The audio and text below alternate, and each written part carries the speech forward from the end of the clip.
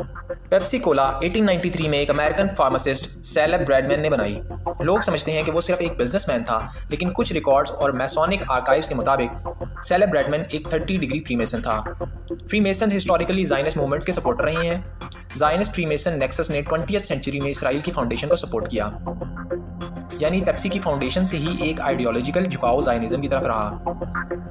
कुछ हिस्टोरियंस कहते हैं कि अर्ली इन्वेस्टर्स भी ज़ायनिस्ट सपोर्टर्स ग्रुप से लिंक थे। पेप्सी एक नॉर्मल ड्रिंक नहीं, बल्कि ज़ायनिस्ट फ्रीमेसन एजेंडा का एक कॉर्पोरेट मास्क है। पेप्सी के ओल्ड लोगोज में रेड ब्लू डुअलिटी और अकल्टिक सर्कल पैटर्न्स मिले हैं, जिन्हें कॉन्स्पिरेसी थ्योरिस्ट इल्यूमिनाटी सिंबलिज्म मानते हैं। 2008 का पेप्सी रीब्रांडिंग प्रोजेक्ट आर्नल ग्रुप की लीग डॉक्स में लिखा गया था कि लोगों का डिज़ाइन अर्थ मैग्नेटिक फील्ड्स और अकल्ट ज्योमेट्री पे बेस है। ये डॉग कॉन्स्पिरेसी फोरम्स पे इल्यूमिनाटी ब्लूप्रिंट्स के नाम से जाना गया।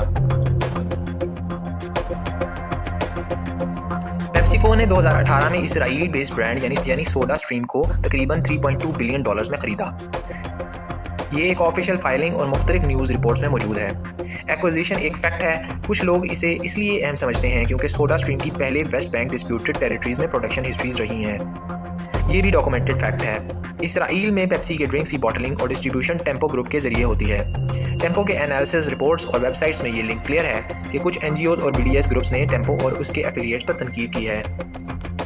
पेप्सिको ने पब्लिक स्टेटमेंट में बार बार कहा, हम किसी आर्मी या गवर्नमेंट के साथ लिंक नहीं हैं और ना ही हम जंगी सरगर्मियों को फंड करते हैं। साथ ही उन्होंने ह्यूमैनिटेरियन रिलीफ के लिए डोनेशंस का भी ऐलान किया, लेकिन इसराइली सोल्जर्स को फ्री मील दिया गया जिसमें पेप्सी और कोक की फरहमी को यकीनी बनाया गया, जो इस बात की तरफ इशारा करती है कि पेप्सी और बड़ी ब्रांड्स इसराइल को जेनोसाइड में सपोर्ट करती हैं।